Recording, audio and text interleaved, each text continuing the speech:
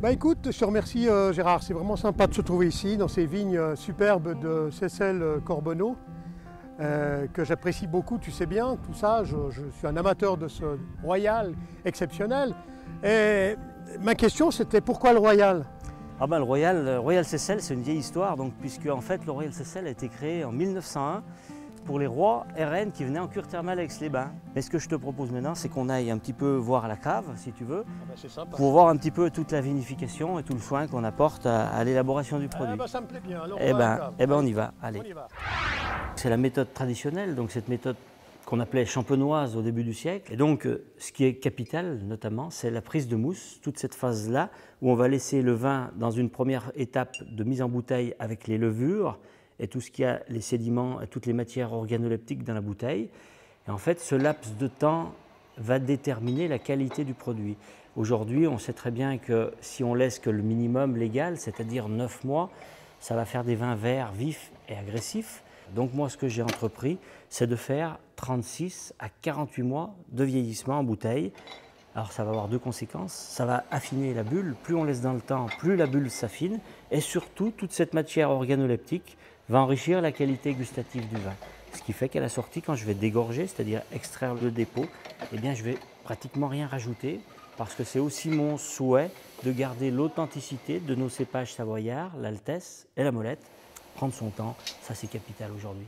Le temps, c'est déterminant pour faire des bonnes choses et surtout pour faire des belles bulles comme j'ai envie de les faire. Écoute, je suis ravi. Enfin, j'ai découvert les secrets de la petite bulle. Et ouais, bah, tu vois, il faut, comme le faisaient les anciens, il faut du temps. Aujourd'hui, tout va trop vite, mais quand on prend du temps, on arrive à faire des belles choses. C'est vrai qu'on a un microclimat, on a quelque chose d'assez intéressant. Tout à fait. Mais toi, le Royal Seyssel, donc tu m'as dit que les fines bulles, tu les appréciais, mais tu le bois plus comment à l'apéritif? Écoute, le plus simple, c'est que je t'emmène dans mon atelier pour visiter l'atelier, ma façon de le déguster. Eh bien, volontiers.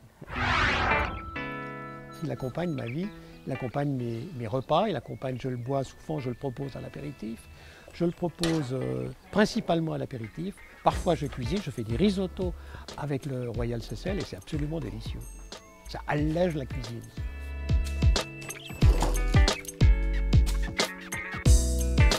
Je suis, c'est vrai, inspiré par ce site exceptionnel de Seyssel où nous sommes dans une énergie consécutive et relative au flux du Rhône et qui apporte beaucoup, je crois, au niveau de la création.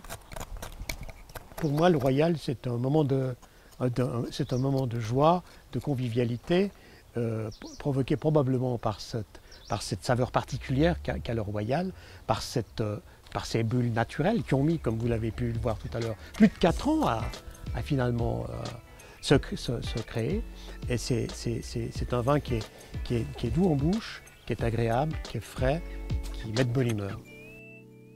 Eh bien franchement Michel, super ta sculpture et je vois que le Royal Seyssel t'a bien inspiré. Ah mais il m'inspire le Royal Seyssel, tout comme toi, tu sais. Pour faire ce que tu fais, il faut un homme de passion, il faut des gens de passion. Et nous sommes des gens de passion. C'est vrai, il faut de la passion. Aujourd'hui, c'est toute une région qui compte sur moi avec une vingtaine de familles de vignerons. Et donc j'entends bien contribuer encore une fois à ce développement, cet épanouissement de toute cette région viticole que j'aime. Superbe projet. Et je me bats pour ça. Ah, voilà. C'est merveilleux. Santé. À ta santé, Michel. Santé. Santé.